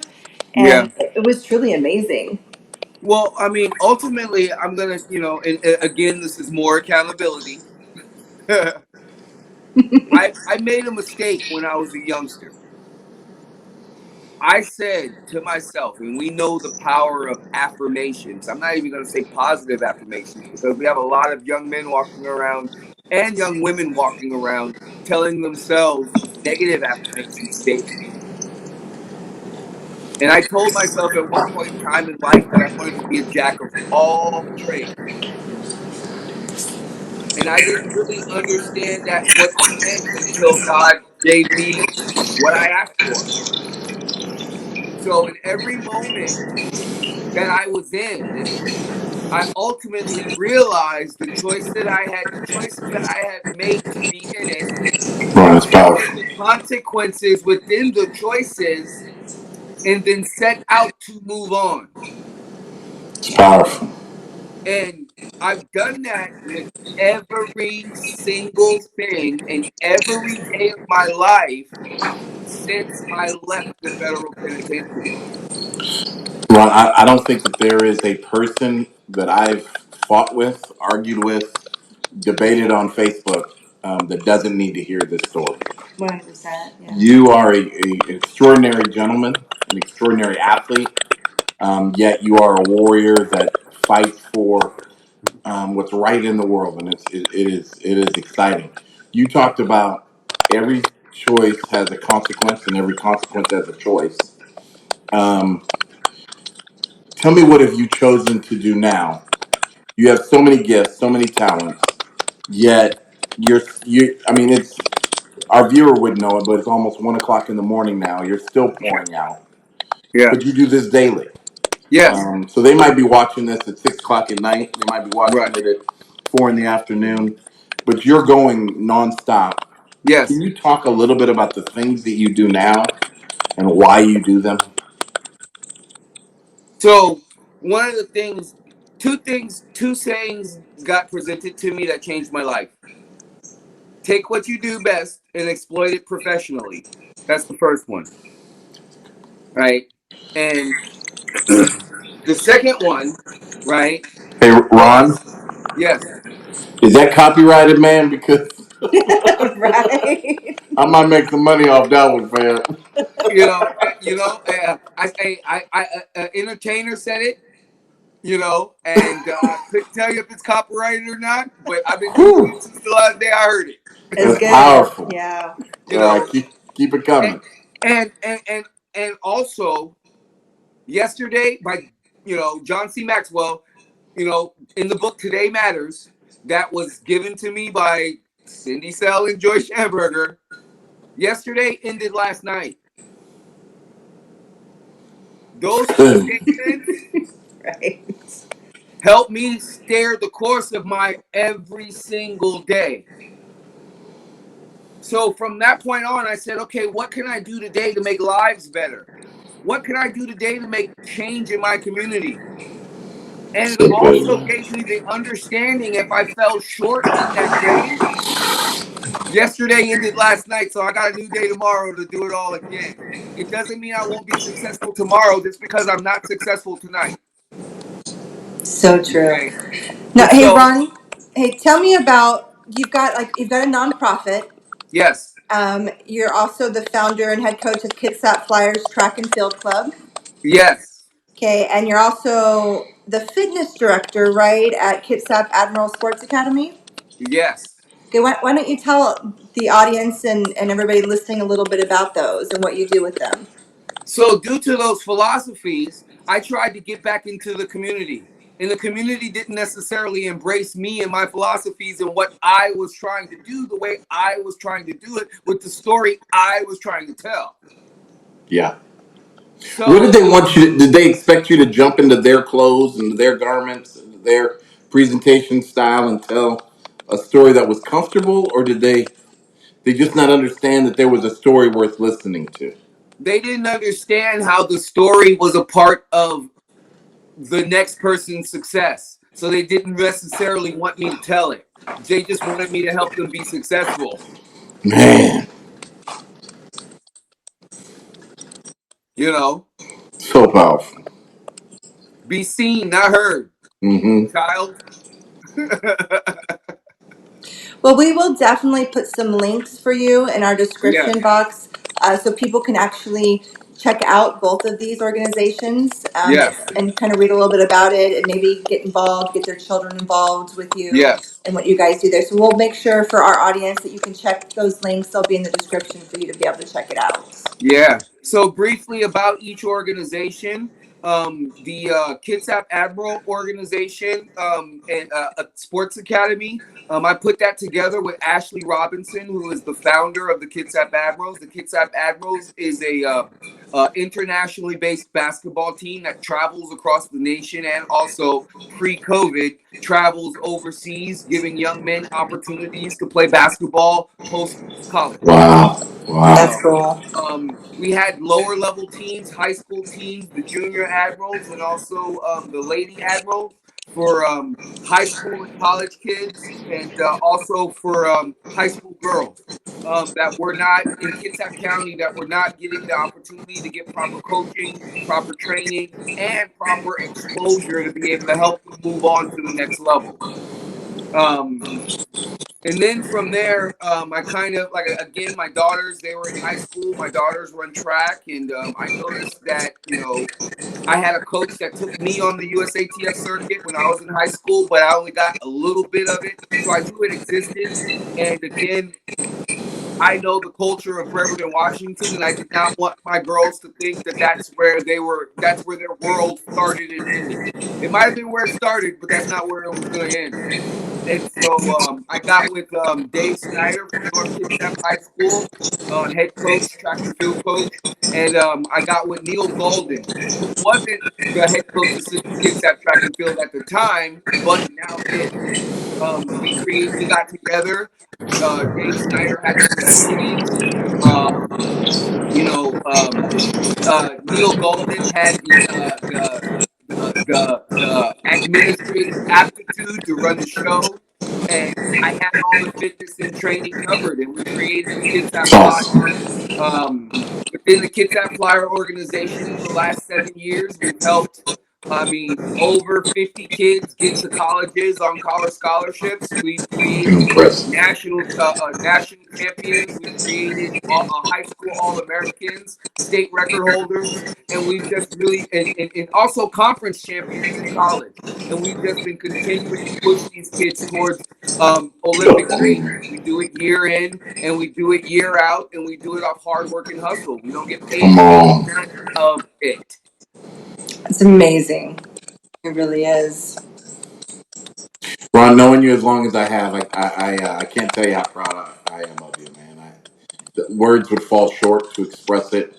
I know I'm supposed to be in the words business, but my heart is wide open.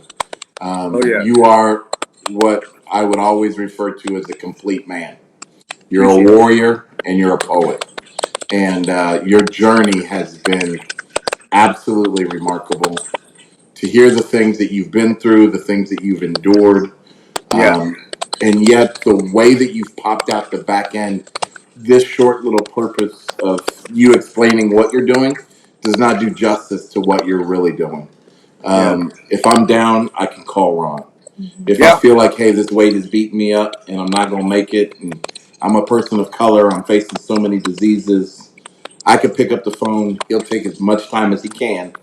Listen to me, people. He will invest in you, but his time is valuable. You see how much he's given. So if you're a person of color, you're in the Tacoma area, go hire this man to coach you. yeah, You may say, "What do I got to do on a track field?" I have no damn idea, but yeah. just being around him, figure it out. Right. Right. You may say, "What do I got doing at a gym?" COVID. I'm terrified. I'm afraid. Find a way to get in his presence, because some of you are making excuses about eating too much toast, and Yeah, he's taking full responsibility for the world that he lives in. And there's yeah, nothing, Ron, nothing more beautiful than a person of color in a world where they accuse us time and time again of not being responsible for our own lives, but playing the victim card. Yeah. You are one of my favorite people in the world to say, "What about?" You know, there's a verse in the Bible that says, that talks about man serving God and loving God only because of the things that he receives. And God looks at the devil and says, "Well, have you considered my servant Job?" And I say that not because it's necessarily a biblical story, but I say that because you have done a great job at representing people of color. You've yeah. done a great Appreciate job at representing not only people of color, but you've represented redemption and you've represented what it is to have integrity beyond the spotlight. See, you are a spotlight, Ron. I You are the appreciate that. brightest bulb in the room, I but appreciate that. you didn't have to have the position of the brightest bulb in the room Yeah, to have integrity and character. And you be out of sight, you be out of mind. Nobody knows what you're doing out there running in the rain. Nobody yeah, knows what you're doing turning the meal away. Nobody yeah, knows what you're doing designing the workout for the 50-year-old guy or the 50-year-old woman that's never going to do the workout. But you go through hours of work and preparation yeah, just in case they trust you. And you yeah, hand them a full packet of vision and belief and dreams based on your belief and your faith and your hope in them. So, yeah. is there any final thoughts from your perspective? And then I'd love it if you would share anything that's really dominant on your heart. Absolutely. You know, honestly, I feel just kind of still in awe and processing thoughts, you know. I didn't know a lot about you. You know, obviously you knew Richard, but, Right. you know, I knew some tidbits in there. So it's been truly an honor to hear your story. And like I said, I'm blessed that we get to share this with people. You know, I say to our audience, you know, definitely send your young kids to this man. I mean, what an amazing role model for Yeah, young kids. You know, he didn't have a lot of those growing up, and he really just overcame amazing obstacles to get where he is. So, you know, right. So definitely, you know, send your kids to this man, and he is going to build them to be remarkable children and adults.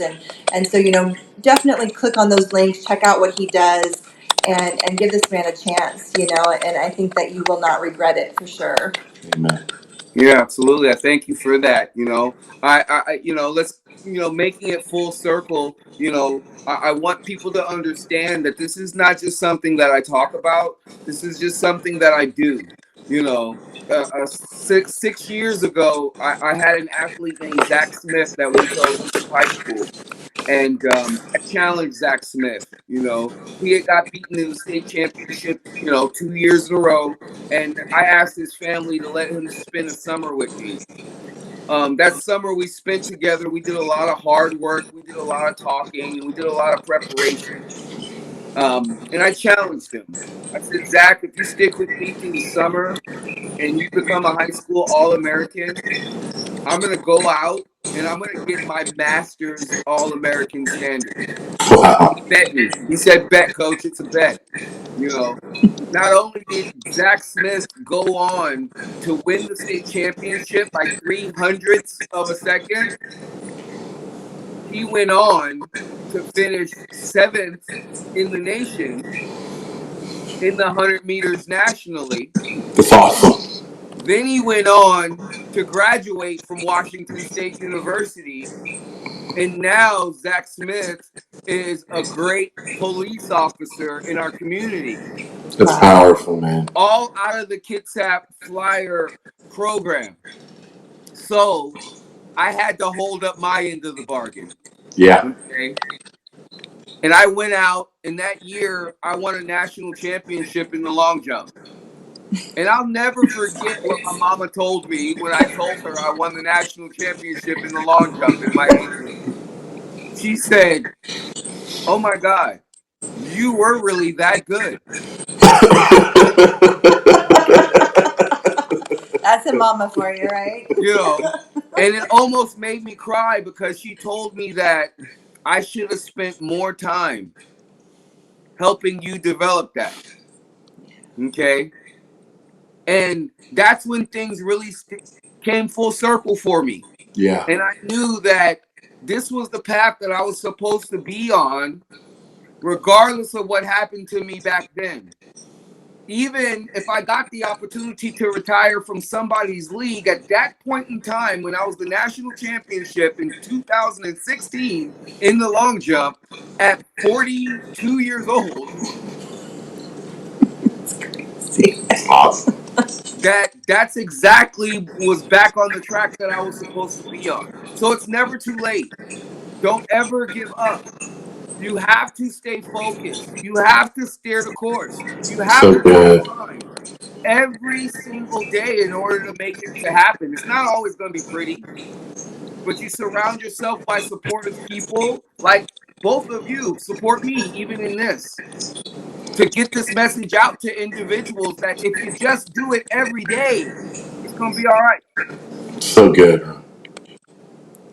Well, Ron, as we bring this podcast episode to a close, we definitely want to give you a chance to just kind of say your piece and what's in your heart. And so, you know, what advice or thoughts would you have for our audience listening to this amazing story of yours? And, you know, if you could impart a piece of advice or you know, some powerful thoughts to leave with them, what would that be? Everybody has a story, and there's always someone that can relate. Be the change in the community that you want to see happen. I don't care if it's making sure you get to all your kids' PTA meetings and having a voice, or if it's coaching and helping one individual who might not have dinner that night and need a ride home. It's that easy. We can change the world that way. Wow. Wow. Powerful, huh? So good, yeah. Do I bring on great guests or do I bring on Definitely. great guests? Everybody, I'm Richard Thomas. And I'm Tiffany Thomas. And we're so excited that you joined us for this podcast. It is a very special one with a very special individual. We hope that you'll like, share, and comment on it. Get it out to your community, especially if you're down in that Tacoma, Bremerton area, you want your young person. Hell, if I were you and I was old, I would figure out a way to get in front of this man and say, hey, can you talk to me just for 30 minutes? Can I buy you a cup of coffee? Can I buy you a damn car? And just spend a little bit of your life investing into me, because he will help you become the champion that you deserve to be. Thank you again for hanging out with us for this episode. We're going to continue to bring great interviews just like this to you, and we hope that you'll also join us on our Thomas Table Talk series that we do, and we are excited about it. For sure. And if you know somebody that has an amazing story, just like Ron's, or Ricky's last week, be sure to we have our email addresses on there. Reach out to us. We would love to hear stories to empower people, get these amazing stories out to people who could really use them, to hear them. We want to change lives, change our community, and the best way to do that is get real people out there with real stories, not the made up stuff we hear on the media or social media. Real life. That's what we want to share. So if you know somebody or you are that one person, send us an email. Both Richard and my emails on there. Let us know your story. Get in touch with us. We'd love the opportunity to share it as well. God bless all of you, and thank you for hanging out. See you next time.